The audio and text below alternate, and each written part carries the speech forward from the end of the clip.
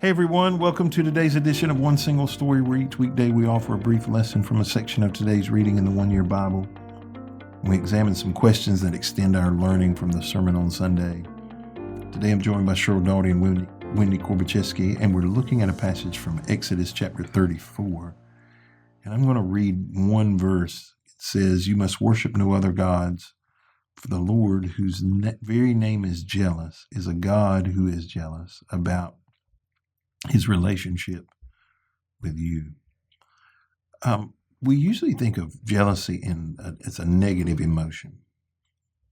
So you can understand why I'm going to ask why God calls himself jealous, right? Why does God call himself jealous? Well, this passage can be easily misunderstood if we don't put the idea of jealousy into proper context or the way that they've used it here.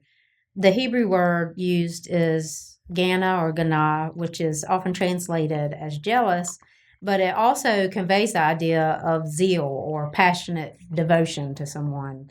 And for God, this kind of jealousy is not rooted in him being envious or in any type of insecurity, but it's an indication of God's commitment and his covenant relationship with Israel.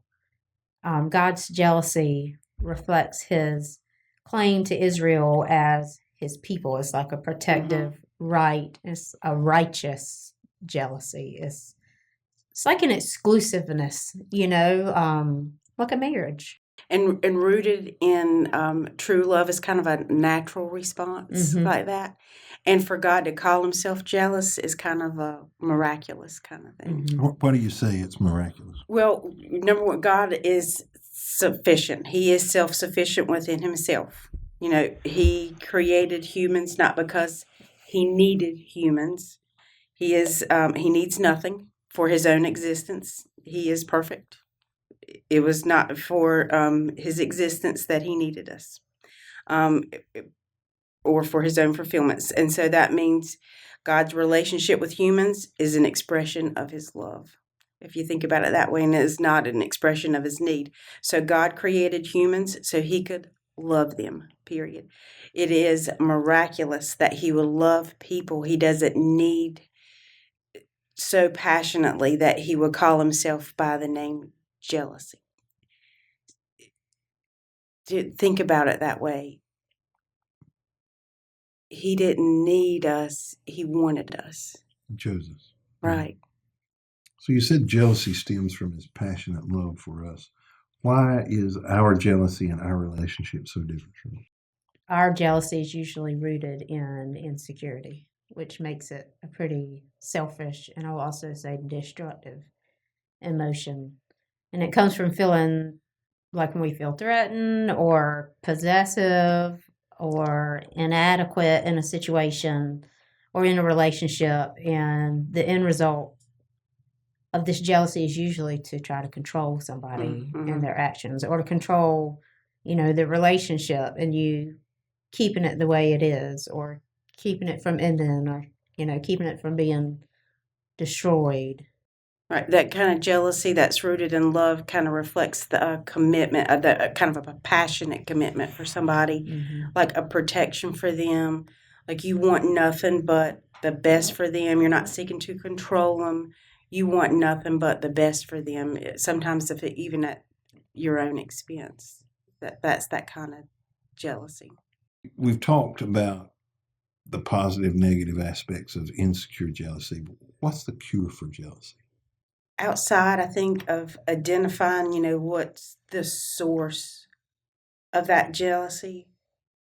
Like, because there's got to be you got to trace it back to some of them, we were talking about the bad kind of jealousy. You got to trace it back to what's the source of that. Because I think a lot of times it's going to be mapped back to like some kind of insecurity or some kind of lack of trust or something else that's going on there. Like I wrote down a couple of scenarios, like your sister's in a new relationship, but you're jealous just because you don't have a lot of luck dating. So it's not really like you cover her relationship. It's like it's rooted in your own insecurity about your inability to have another relationship, or your coworker got promoted and you're jealous, but it's really not that you're wanting that job that they got. It's really rooted back in you might not feel like you're good enough, like some insecurity about yourself. So it's like you really got to trace it back to what really is the real problem Where's it here. actually coming Where from? is this actually coming from? Mm-hmm. It's not that you're wanting what somebody else has, or you're coveting what somebody else has. That kind of, when you think about jealousy, that kind of thing is rooted in something else. And I think the other way that you can kind of combat that jealousy is in a heart of gratitude. You got to think about, what do I already have that I'm forgetting about? Like they can't coexist at the same time. You can't always be hoping for what you want if you're grateful for what you got. Yeah, going back to what you were just referring to, what comes to my mind is, that cure for jealousy that you were asking about is the ability to be secure in who God made you to be, Mm-hmm. and trusting that He gave you everything you needed. He's going to provide every relationship that you need, and He's put like a particular call on your life and the ability to fulfill that. And I think if you consume yourself with looking all around and seeing how successful you think everybody else is and how good it looks, on the outside, it'd be easy for you to get drawn into a feeling of jealousy. But other people feel the same way about you, things that come easily to you that Mm-hmm. doesn't to them. And I think you just have to be secure in what God's provided you with, who He's made you to be is who He meant to make you to Right. be, It's that heart of gratitude. Yes. Look at what you have. And you can't be everything. Insecure jealousy is a tenuous thing. Sometimes it is things somebody else does, right? In a marriage, the other person can create some scenarios where it creates insecurity in you. That's and you can't necessarily easily fix that, Mhm. right? Mhm. But most of the time, excuse me, it is something that's lacking in you, not something that's lacking in them most of the time. And I've heard people say they ascribe to the belief that a little bit of jealousy is good, right? I do not ascribe to that. I think it is a slippery slope, a dangerous path. There are, I'll see in marriages occasionally, the one spouse wants the other one to believe or know or think that somebody else wants them, likes them, paying attention to them, to create that little bit of tension. I don't think they have any intention of not honoring their marriage vows, but you've got to. Their belief is, you got to have some healthy jealousy. Rarely is jealousy spoken of in a positive trait, and in human hands, it's very, very dangerous, because it is one of those things. My experience is jealousy creates rumination, and rumination is deadly. You get something in your mind and you ruminate on it, you just let it roll over and over and over and over again, and you can't shake it.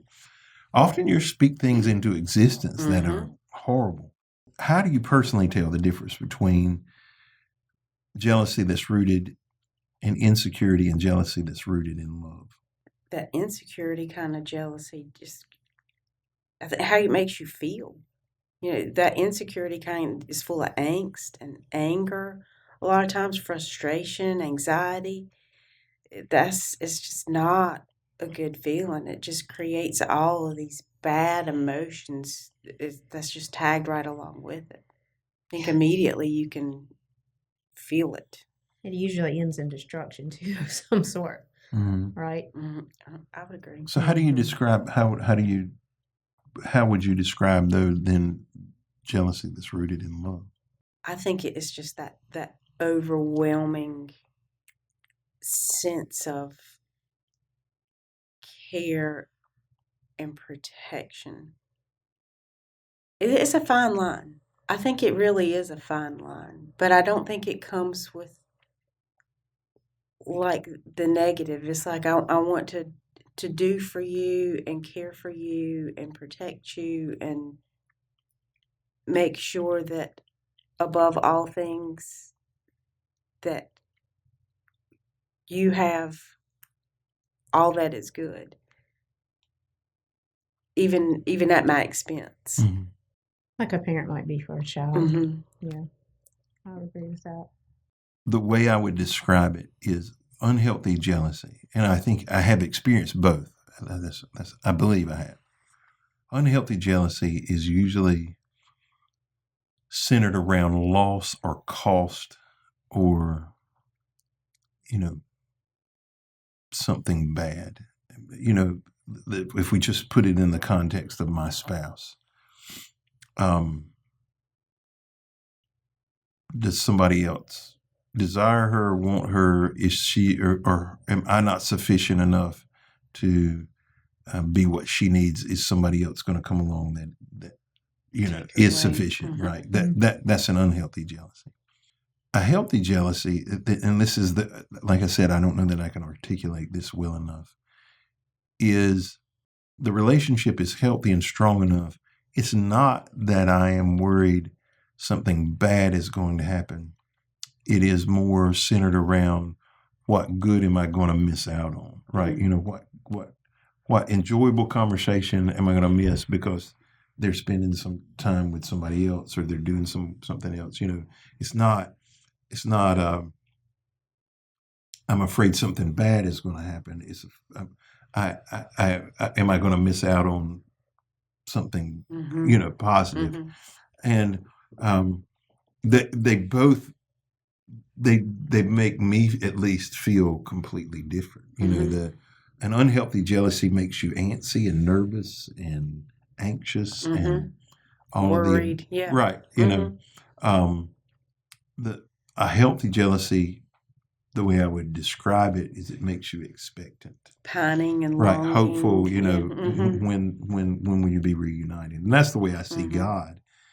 God is more missing the relationship. What conversation with my child are they not having with me? What intimate time are we missing together? Not, oh my God, they're following after the devil. I don't think it's that way. So, well, thank you for joining us today on this edition of One Single Story. We hope you'll be back with us tomorrow as we continue a conversation around our daily Bible reading from the One Year Bible.